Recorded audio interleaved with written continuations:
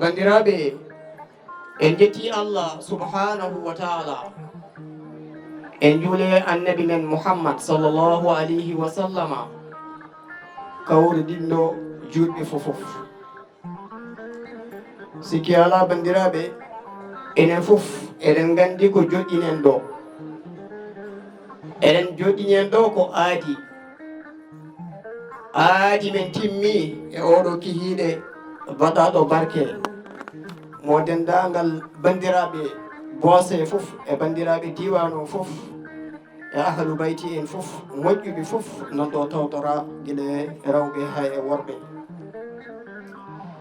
noon bandiraɓe eɗen jetta Allah subhanahu wa ta'ala e oɗo nema e caggal ɗum golle men inchallahu juutata ko jamireɗen ko ko ɗum tan mbaɗeten ken totaɓe yamirore ko eɓɓa no foti wonirde ko noon tan ɗum ndewateten hen hay hunde en mbaɗani kiri e koye meɗen ken tottaɓe yamirore tan yen mbaɗir hono ni ko ɓeeɗo kalata a hakaza pawiron noon eyyo fa tabarakallah caggal ala ko puɗɗorɗen e golle so wona du'a o noon imam ko kañum ardi wuro ngo to banggue diine du'a o noon ko yamirore makko ummoto faya e mawɓe makko eɗen gandi neɗɗo sa woni imam tan shérif kam ɓurma aywa e tawno nelaɗo sallllahu alayhi wa sallam ko konko woni imamatul uzma konko woni sahibul imamatul uzma aywa joni noon faade ko noon e imam ƴewno no jamirɗa foof e teddugal wuro ngo Allah waɗi ko an ardiɗo e wuro ngo to banggue almamagal eywa caggal du'aw caggal yamirore ma caggal ɗum on saaha golleɗe mbawa fuɗɗade to imam on eywa imam ko hono noon wonirta eɗen gandi imam duwotako to tawi sérifaɓe gaari sikki ala sérifaɓe duwoɓe dental ngal dowɗo golle ɗe on saaha min gardi nelaɗo sallllahu alayhi wa sallam oy goto men foof to tawi janggi fati e salatul fatiha anni yo baraji haada annabi sallllahu alayhi wa sallama o wi ko woni hen sababu ko yo Allah moƴƴin ɗum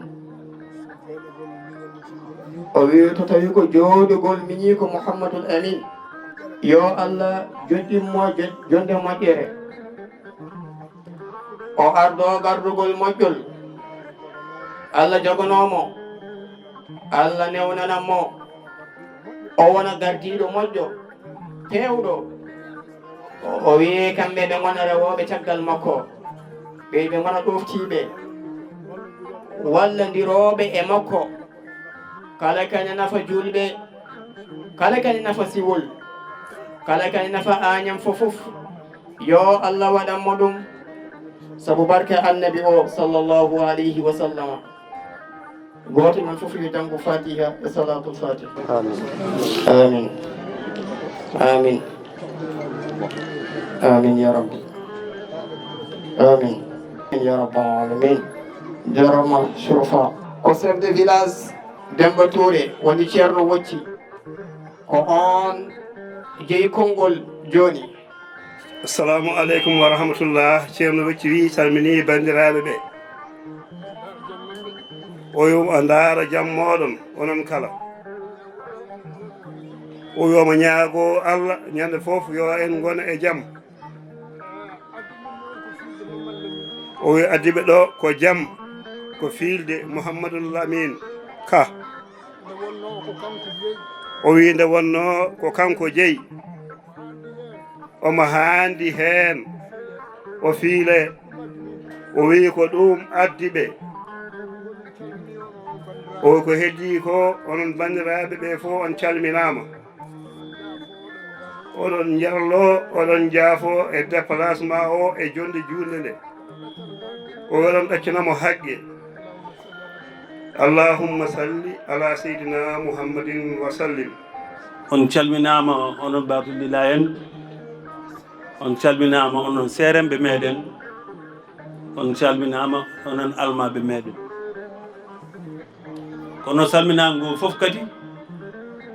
eɗen gardina ɗum monsieur le préfet kanko joɗani en ɗo, kanko joɗini président de la république.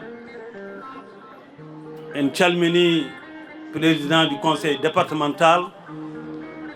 en calmini maire meɗen kañum woni kilifa meɗen hande ɗo e oɗo diwan. Emin calmina également joom wuuro en kala ɗo ɓe mbawi ummirade e Agnam walla ummirade ɗo e reedu Fouta. Onon fof on calminama, on juurama, on mbiyama bisimilla moɗon. Ko joƴini en ɗo hande ko noon ko aada meɗen,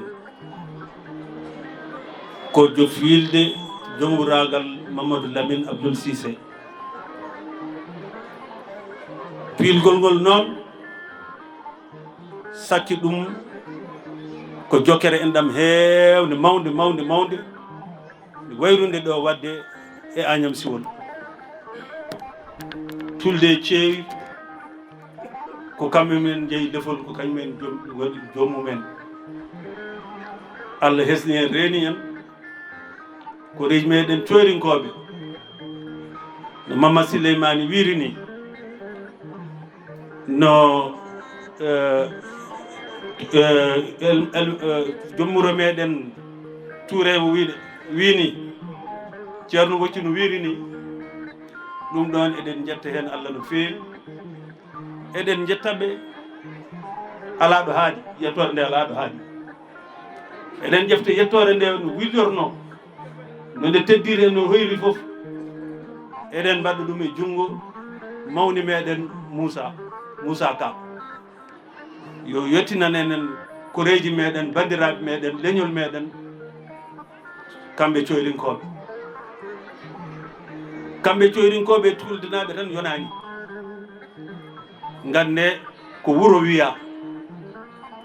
kala hen joom gueɗal yettama hen, woni debbo makko woni gorko makko ala paltore. Leɗɗe ɗe mum, mawɓe leɗɗe ɗe mum, ala hen foof mo yettaka, mbiyama on jarama no fewi. Ko waɗa ko ɗo noon, eyo eɗen gandi tan ko lefol arte jomumen. Te eɗen ñaago Allah yen jogoro jaam. Eɗen ñaago Allah kadi ngol pilgol